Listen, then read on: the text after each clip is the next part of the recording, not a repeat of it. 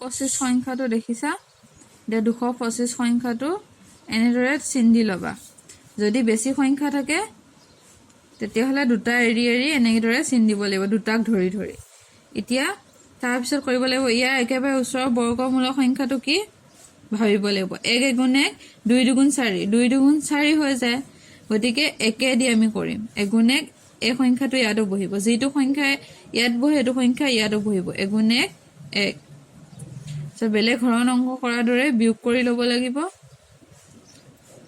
বিয়োগ কৰাৰ পিছত কি কৰিব লাগিব এই সংখ্যাটোৰ লগত 1 2 এটা পূৰণ কৰি দিব লাগিব 2 এটা পূৰণ কৰাত হ'ব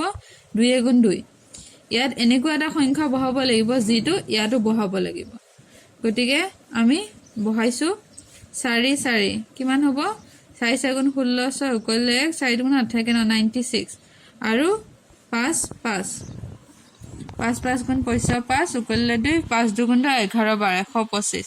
গতিকে ইয়াত বহুৱা সংখ্যাটো আমি ইয়াতো বহুৱালো বহুৱাৰ পিছত 125 পালো এতিয়া বাকি 0 হল গতিকে এতিয়া বৰ্গমূল হোৱা সংখ্যাটো হ'ব 115 এতিয়া বৰ্গমূলৰ সংখ্যাটো 225 ৰ বৰ্গমূল হ'ব 15 আৰু এই চিহ্নডালক বৰ্গমূলৰ চিহ্ন বুলি কোৱা হয় এই চিহ্নডাল